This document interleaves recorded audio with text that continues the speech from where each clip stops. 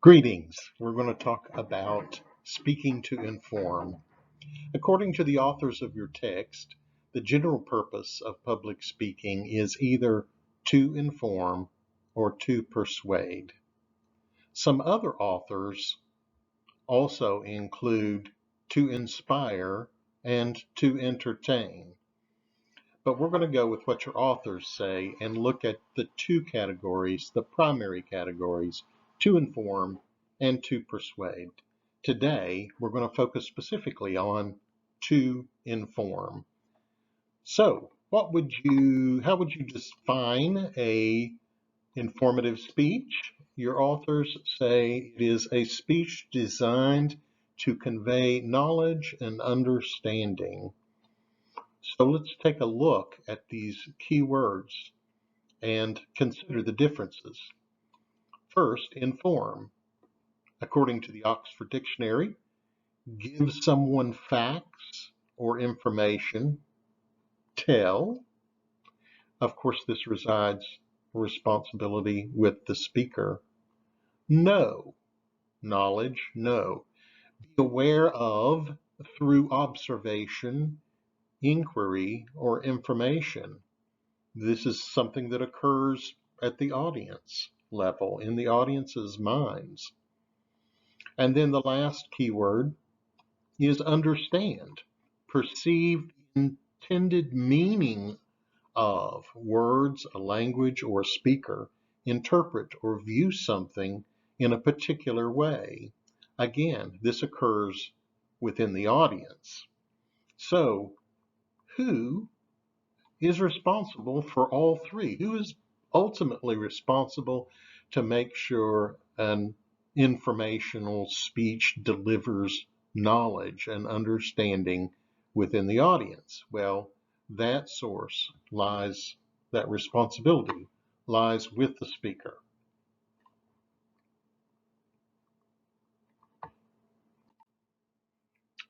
So within the category of informative speech, there are four different categories.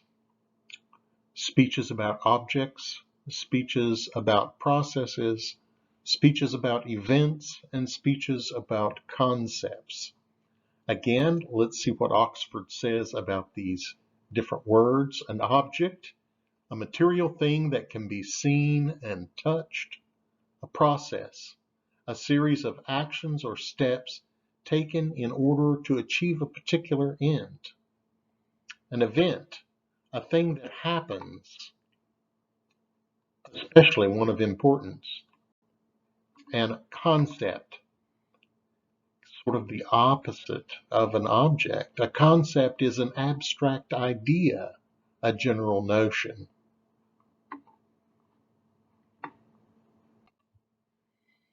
So, informative speeches about objects. Your text says an object is anything that is visible, tangible, and stable in form. This would be people, places, and things. This kind of speech includes or is used by educators, biographers, and marketers. Introducing a guest speaker or describing a product would be examples of this kind of informative speeches about objects. Informative speeches about processes. How-to speeches and demonstrations are examples of this kind of informative speech about processes. A process is a systematic series of actions that leads to a specific result or product. This kind of speech is used by trainers, coaches, therapists, product demonstrators. My neighbor for many years here in Kernersville was a trainer, actually the training manager at Krispy Kreme. And when I worked for a company in Greensboro called Gilbarco Veeder-Root, they make gas pumps. They had a whole department of technical trainers, and people would fly in from all over the country to learn how to and become certified to repair gas pumps and install them. In addition to speeches that describe how something is speeches that describe how something is organized or how something happens also falls into this category. A lecture describing how photosynthesis occurs or how the three branches of government work or are structured.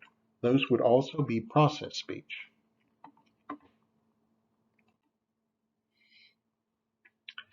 Next is informative speeches about events.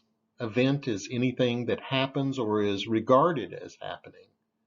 Breaking news, festivals, ceremonies. This kind of speech is used by news reporters, marketers, and event planners.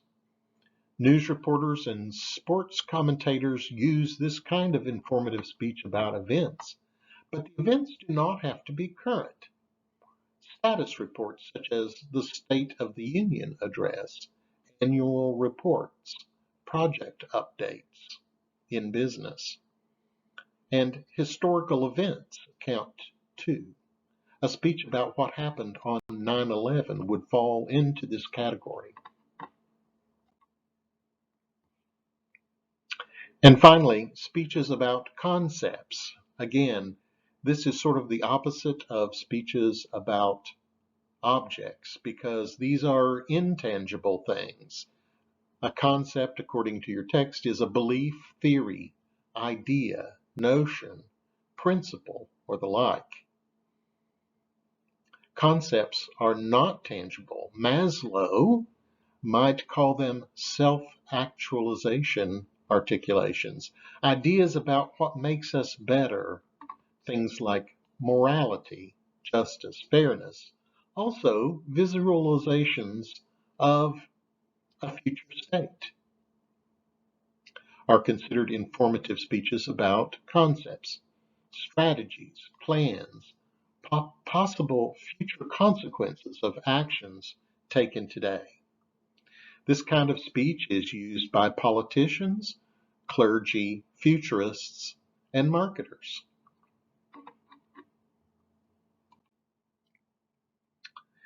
Now, chapter 6 was all about analyzing the audience, which is important for all types of speeches.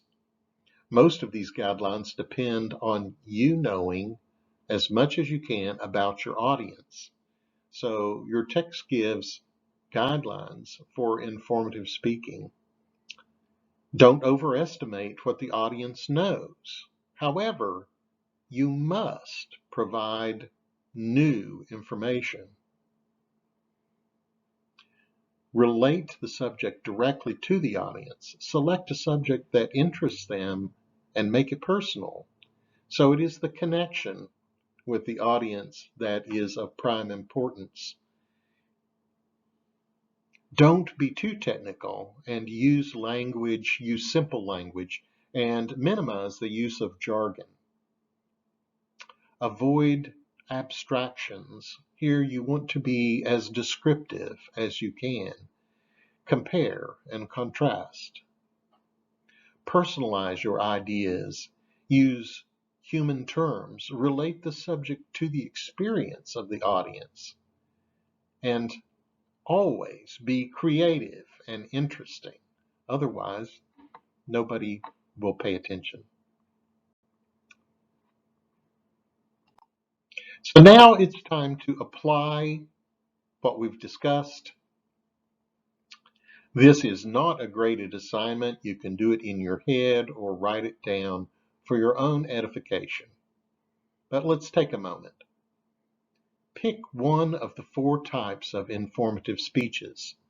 This would mean objects, processes, events, or concepts.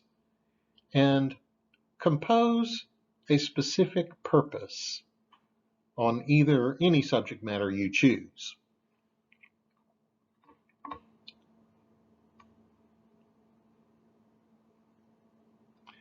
So the general purpose, of course, is to inform for this category. The specific purpose is the next level of specificity. You can read more about the specific purpose on page 80 of your text if you need to. Remember the characteristics of a specific purpose. It begins with the word to. It is consistent with the general purpose, which we've already identified as to inform. So the second word could be tell or explain or even inform. The specific purpose also names the audience. So you're going to refer to your classmates or your audience. It broadly describes what you will achieve. It is stated as an assertion. So an assertion actually falls on the side of opinion. It's not just an irrefutable fact. You're making an assertion, and that assertion must be proven, and your speech is going to prove it. A specific purpose may indicate how you intend to prove your assertion as well. Not a requirement, but it may do that. So let's get started. Let's take a few moments and do that now. Signing off. Until next time.